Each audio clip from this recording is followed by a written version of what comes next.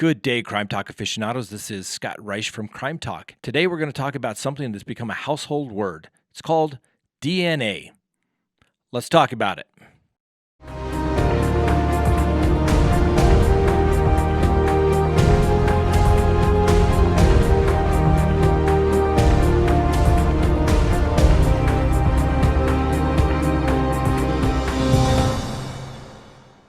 Good day, Crime Talk aficionados. This is Scott Reisch. DNA, okay? DNA is something that we hear about all the time in the news, in criminal cases. I deal with it routinely. When I first started practicing law, DNA was just starting. I handled a case when I was in the military where it was still considered junk science. And the reason being was that they could copy and look at this DNA, but they didn't have a big enough database to actually compare it to. But if they had a known sample, and it's come a long way. And now it's routinely accepted. You just have to make sure now it's a statistical analysis competition to see if their numbers match up and to see if it really means what it means.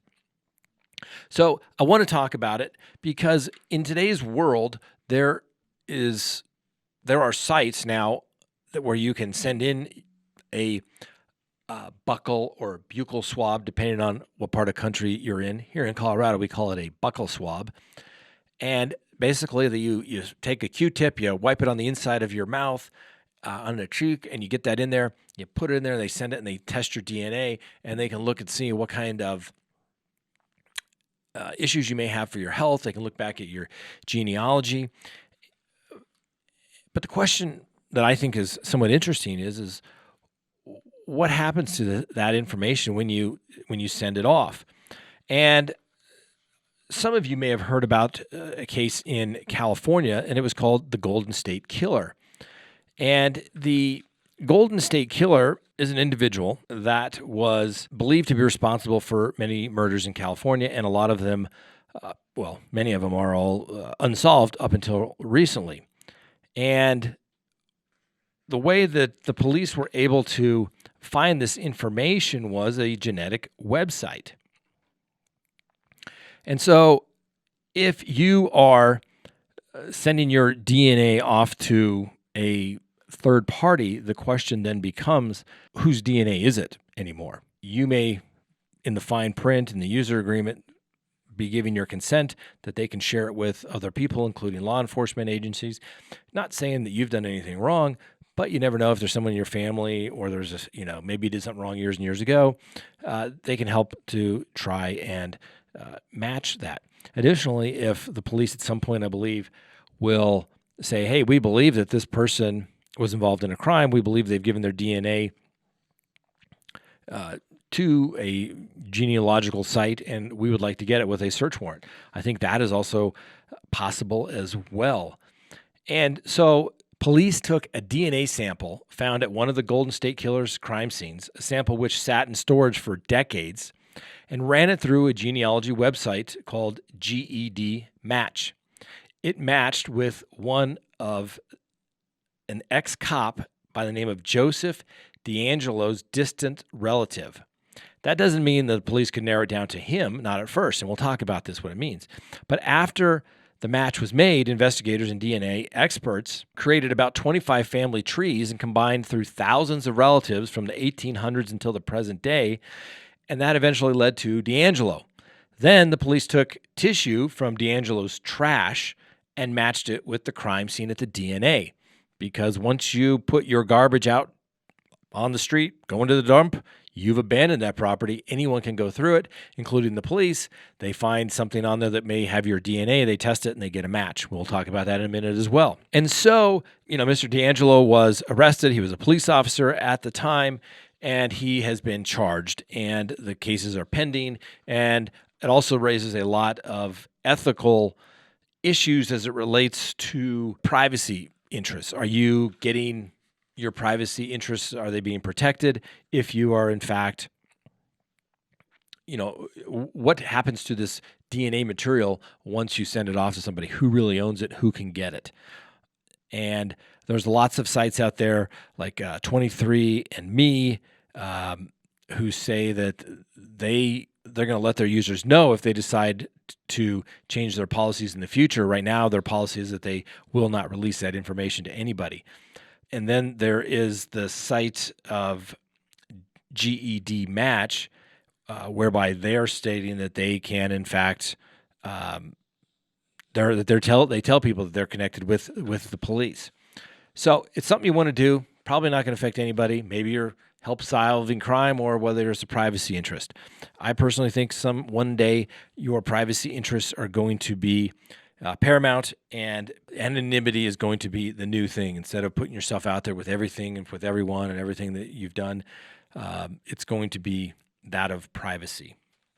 All right, so let's talk about DNA evidence. All right, what is DNA evidence, and how would it become involved in a criminal case? Okay, so before a laboratory, and usually it is a crime laboratory, becomes involved in a criminal investigation, the lab would receive a report from an investigator, a detective, and the laboratory requests would ask the DNA analysts examine items of evidence for forensic biology and for DNA.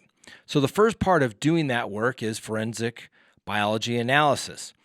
And that is the part of examining an item of evidence recovered from a scene, looking for the presence of blood, saliva, semen, or other biological material that might be done using a color test for semen, for example, or doing a microscopic examination for even sperm. But a case only goes on for DNA analysis if it's positive for forensic biology. Okay, and that goes back to the blood, the saliva, semen. It has to be there. Some cases, it's just not there. So you have to find something of the evidence to perform a DNA test on in that sample. And if your forensic biology analysis is negative, then there's no biological evidence and the case really stops at that point. But if the lab can find a strain, such as a blood stain or a semen stain, a cutting is taken from that stain and submitted for DNA testing. And there's 4 main steps when it comes to this DNA testing, okay? So they've done the biological testing, they found something. The first of the 4 steps is extraction. They have to extract to purify the DNA. And if the sample is, for example, a cotton swab, the lab technicians will want to get the DNA off the swab and into solution and break open the cells to release the DNA and to purify it. The next step in that DNA process is quantification, which has the word quantity in it, or how much DNA is there, how much human DNA is present in the sample. And that matters as it relates to what tests that may be done. The next step after that is copying the DNA millions and millions of times to develop this profile. And there are specific markers in the human DNA that can be used to develop an STR profile. And there are different markers that are used to develop what they call a YSTR profile. We'll talk about in a minute. And then the final and 4th step is analyzing the profile. And so from that sample, from a crime scene, let's say it's a blood stain, the lab has developed a DNA profile. And then the lab technician will then interpret it to see if it is DNA from a male or a female. If it's a mixture of DNA from 2 people or 3, or is it DNA from only 1 person? And then the lab personnel can do a comparison to the DNA that's recovered from the crime scene and see if it matches any of the individuals involved in the case, or was it the victims or the DNA from any suspects. Okay? And so when the comparisons are done, they come from profiles that are done, okay? And when they do these testing, the testing, they make these profile, and there's like 17 profiles. And it says that this one, you're a number 15. And you go down, you go down, you go down. And if they can compare your DNA to your known DNA, they're going to be able to see it. But if they have a DNA, they develop that profile, then they go and compare it. And I'll try to explain how that happens, okay? So when they develop an STR profile, the lab technicians are looking at 15 markers or specific locations in human DNA that are found in the DNA from men and women. So these 15 markers, everyone has them, okay? It doesn't matter what your gender is. At each of those 15 markers, people have 2 copies of their DNA. One comes from their mother, one comes from their father. And these markers that are used for forensic testing are highly variable or highly different between different individuals. So over 99% of the DNA code, or the sequence of the DNA, is the same between all humans.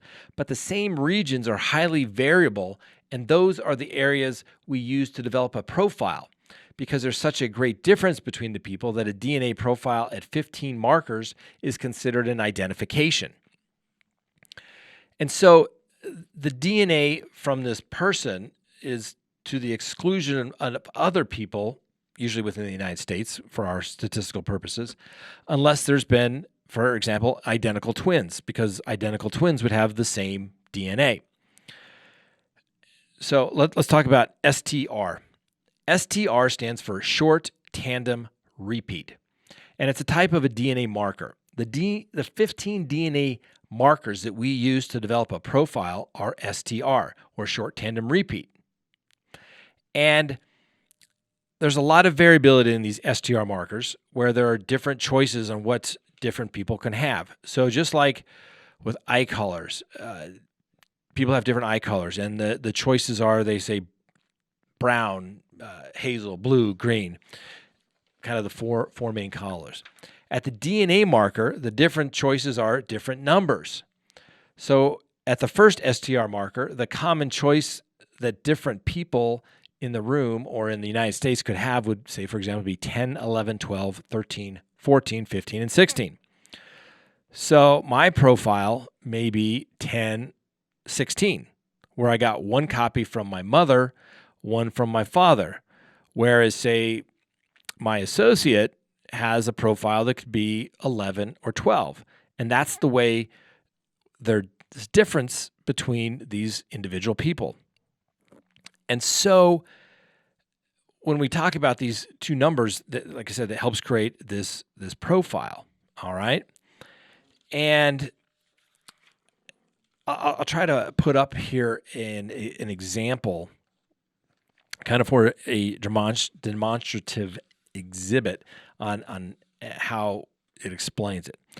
So you'll have this STR loci, and it's described as an STR, and it's a type of marker where we test to develop, where the lab technicians test to develop a DNA profile.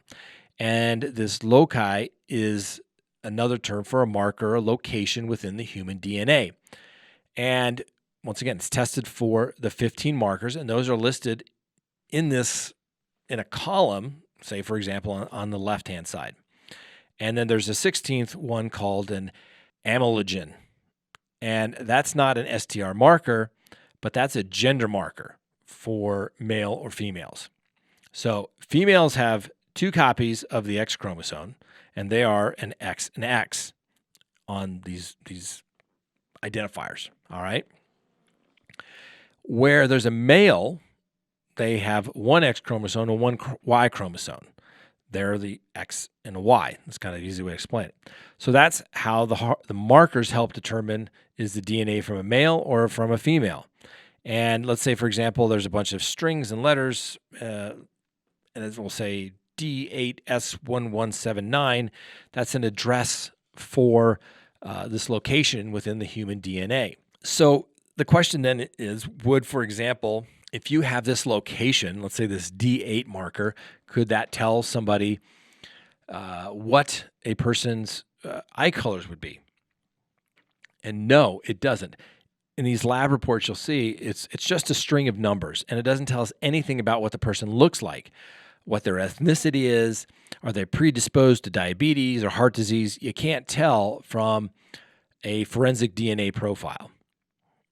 And so as you get these profiles, and then you have to look at what kind of variance is there among the population. So, for example, the person in the profile might be included in the unknown profile has, say, brown hair or their race or anything like that. Is that correct?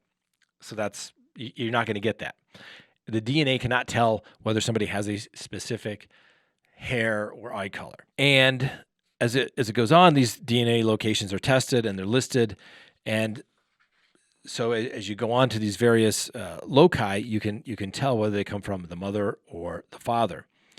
And as you go through, you can determine this profile of all these different locations.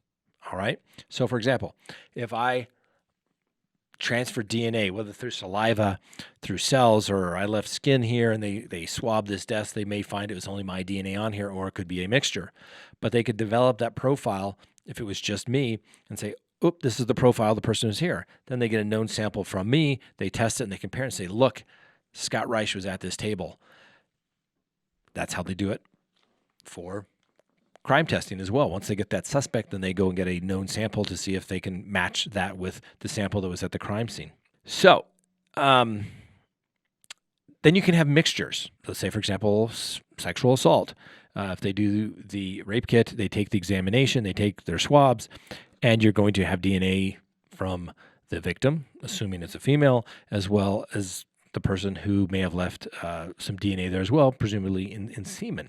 A question that comes up oftentimes with DNA evidence is somebody included or excluded as a contributor in a mixed DNA profile, and how does that really work? So forensic DNA analysis is all about doing comparisons. Does the crime scene evidence match the people that are involved in the case?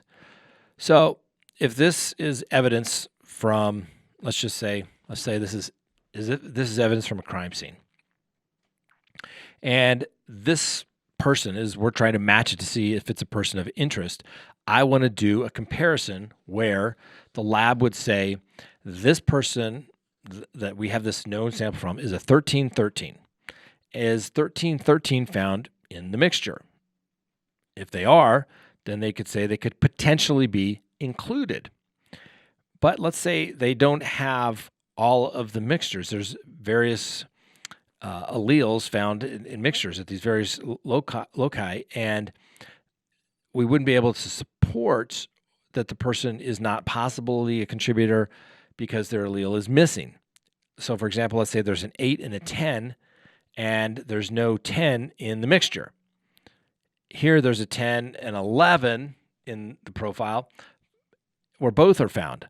But here there are a 15 and a 16, and where both are found. Here there's 6 and an 8, and neither. As you go down the chart, for example, you have to see what the markers support and any exclusions. So if there are any 31, say number 10 or something along those lines, they can't necessarily be excluded as a possible contributor. It would depend. So then the question is, what do they mean if they're included as a possible contributor? What that means is that they could be a source of DNA found on an item, not that they are the source. That's reserved for when it's an exact match, or all the numbers line up. Like I said, we've obtained here, and it's a 13 and 13. We got Scott's DNA, and it's a 13 and 13 exactly. Not that their alleles are found in the mixture, but for the person that's included as a possible contributor, I would expect to see the alleles present, all of them, during the course that are tested. And sometimes there's a word that's used called dropout. And that's, for example, if there's simply just not enough DNA in the sample to get a particular profile. And rather than being able to get results of, say, all 15 markers, you can only get it from 10. And because of that, there wouldn't be enough of a DNA sample whereby they could make the leap or the rational analysis of whether somebody was included or excluded. And then makes you wonder, what can cause there not to be enough DNA in an item of evidence once you generate a profile? And that depends on lots of things. So we've talked about blood, semen, saliva stains that are recovered from a crime scene, but also things like, let's say, for example, sunglasses, and you swab the nose piece of a sunglass and you can get a DNA profile, or the inside of a latex glove that's left at a crime scene. So they're swabbing for DNA left from the skin cells from touching that item.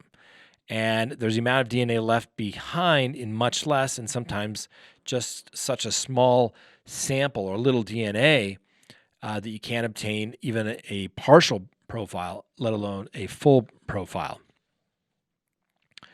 And, that makes sense. I may just simply pick this up, not a big deal. But if it's a hot day, I'm sweating, something along those lines, I really push onto it. I drip blood on this item. If it was a crime scene instrument, then they would have a much better chance of getting DNA. If I just simply walked up or didn't pick it up with my hands, nothing's going to happen, okay? Once these profiles are developed, then the DNA statisticians, technicians, and these are usually pretty smart people. They usually have biology degrees and usually a graduate level for most of these people that are doing these testing, and they get into forensic evidence, and a lot of these people are very determined. Some of them are they like to push the numbers, and you have to really double check there's number these days. I've had cases where they say, oh, it's 1 in 9 trillion, that it couldn't be someone other than my particular client. Go back and rework the numbers, and it turns out it's like 1 in 450.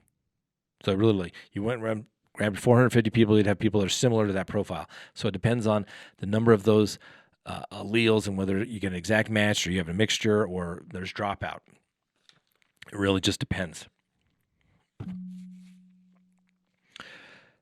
So then you have to give weight to the evidence. So if there's a match between this evidence and the person, the next question is, what does that match mean? Is the match that would be, common, where 1 in 100 people would also match the DNA? Or is it a rare match where only 1 in a billion people would match? So they have to give statistical calculation to the weight of that evidence.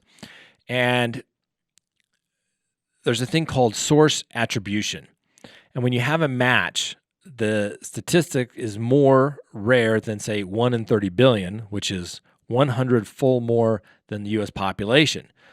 So the United States has 330 million people, and what the laboratory has done is, following the scientific literature in this particular field, is that when they use their statistics, it's more rare in 1 in 30 billion, okay? Then the lab would say, to a confidence level of 99%, this DNA profile is unique in the United States population, and therefore the DNA can be attributed to a person to a reasonable degree of scientific certainty. Okay? Reasonable degree of scientific certainty. That's the legal standard. That's the standard, ladies and gentlemen, not just because we do it, but a reasonable degree of scientific certainty. So let's jump back here a little bit to the steps of the DNA analysis. All right? So they have the extraction. And so let's use an example. Let's say the item of evidence is a vaginal swab and it has sperm on it. That means that there's going to be a mixture, like I kind of mentioned earlier. And in that swab, you'll have the vaginal cells from the female, and we have the sperm from somebody else, from a man. The sperm does not come from a female, obviously. So already we know that the swab there would have a mixture of biologic material, vaginal cells, and sperm cells. And so you want to take one swab and make it into 2 fractions to try and get all of the female DNA into one fraction. And that's called the epithelial fraction, and all of the male DNA into another fraction, which is called, for example, the sperm fraction. So a sperm fraction is during the DNA analysis of a swab containing sperm, splitting it into 2 different fractions to try and purify just the male DNA and just the female DNA into 2 different samples. And then there's a part of that process in there called the epithelial fraction. And that would be the female fraction, or where the vaginal cells coming from the female, the lab would then try to purify those into the epithelial or female fraction. So then once you have those extractions, the question is, once they do the testing, can there be a match? So the question then begs, can one of the conclusions from a DNA analysis can no conclusion be reached? Yes. And that would be, say, for example, that what's called inconclusive. And that means that the data doesn't support an inclusion or an exclusion. Basically, the lab can't tell. It doesn't clearly support that a person's DNA is there or not there, and they can't give any conclusion to that. Now, I mentioned earlier a thing called YSTR. And YSTR analysis differs from STR analysis. So YSTR refers to the Y is for the Y chromosome. And so it's male-specific testing because the 15 STR markers in those DNA profiles that we talked about are found on DNA from both males and females. For the Y chromosome testing, we have 17 STR markers that are found on the Y chromosome, and females are, we talked about, an X and an X. And they don't have a Y chromosome, which is what makes that testing male specific. And STR testing is always your first choice because it's more discriminating testing. When you get a match with an STR profile, the statistic is more rare than 1 in a trillion. Okay? With Y chromosome testing, basically it's kind of breaking it down because you're just not sure. So Y chromosome testing is not nearly as discriminating because it's inherited from a father to a son and it's unchanged. So if you don't identify one male, it identifies an entire paternal line. And so, for example, if you have a brother, let's say I have a brother, which I do, and he has the same Y chromosome profile as our dad, because it went from father to son unchanged, as well as my dad's brother, so his uncle on the paternal side and our paternal grandfather all share the same Y chromosome profile. So it's not nearly as discriminating as we talked about the STR testing. And normally when I've seen the YSTR, it's usually in sexual assault cases, usually where there's multiple individuals and they're trying to sort out multiple people from a mixture to see if they can't see who is there. Now, there's another advantage to why they would use the Y chromosome testing, and that's one of limitations on the DNA testing, is that you have a mixture with DNA with a major contributor and a minor contributor. You can only detect the minor when the ratio is about 20-1. So let's say there's 20 parts of my DNA or 20 of my cells mixed with one cell from, say, my associate. Can you see both people in the mixture, whether it's me and my associates? Can you see me as a major and him as a minor? But that's about the limit where you'll still be able to see the DNA as the minor, okay?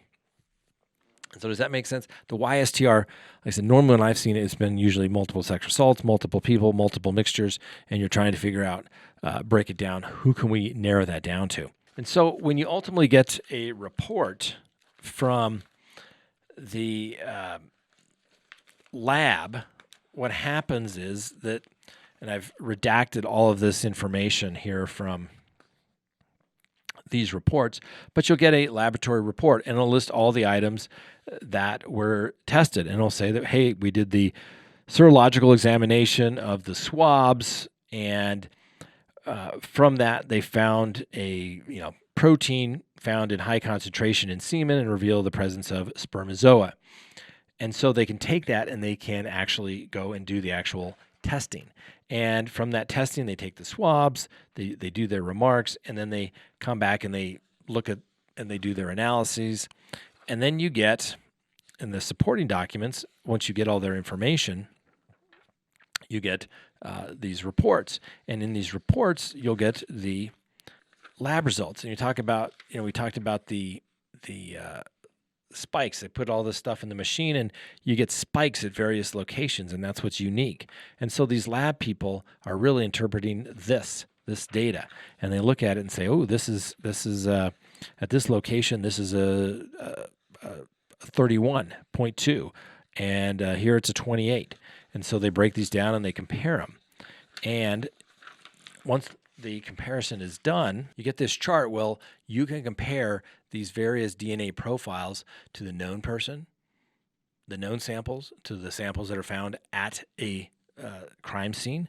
Say, for example, if it's a sexual assault kit, whether it's a piece of metal at a crime scene, a weapon of something along those lines, DNA gets on there, it sticks, it stays, and they can test all that. And they do that comparison. Like I said, it comes down to, we can say with absolute certainty, hey, that's Scott Reisch's DNA on there, or nope, Scott Reisch is completely excluded from that particular DNA. It's great technology. It excludes individuals, and it has set many people free, as we've all seen from the various innocent projects where people have been sentenced to extensive, if not life in prison type of cases, and it's turned out they go back and retest items of evidence in the case, and it turns out it's not that person. They've been saying that all along. 20, 30 years, people have been sitting in custody and saying it's not them. So the technology has progressed. You have to remember way back when, I think fingerprints are going to be a thing of the past. You can't make these fingerprints with absolute certainty. It's not as solid a science as I thought it was. Remember, we used to measure people's head to try and determine identification to say if that's the same person. Technology changes. The law changes with it, but it has to be, it's such an extent that it is with a reasonable degree of scientific certainty that we can recreate it, that it can be tested, that we can put into a database and say, look, when we test this, we're going to be right this many times. Will it happen some days that maybe in the future we find out the DNA is wrong? Perhaps. Maybe someone misinterpreted the data. That's why on DNA cases, you usually had a DNA expert to look at the data to see if they're right. And it doesn't mean that they're going to be wrong. You just want to make sure that they didn't make a mistake. Because guess what? Whenever you put a human involved in it, there is the possibility of a mistake taking place. It's not saying these people aren't good. They're not doing their best they can. We all do the best we can. But people make mistakes. They get tired. They get busy. They miss something. So hopefully that helped explain it. Hopefully the material that was sent up, the graphics as well, will help to be able to explain that to you and understand it. So when next time you hear DNA, you'll know exactly what it means. It's those cellular materials that we're able to recover, or sometimes not able to recover, which is also significant as well. The lack of DNA is significant when you would expect to find it there. And if it's not there, you have to exclude somebody. I appreciate you watching Crime Talk. I know this went a little long. I know it's hopefully a complex subject, but maybe we'll hopefully be able to turn it into an understandable one. Thank you for watching. Have a great day. Thanks for watching Crime Talk.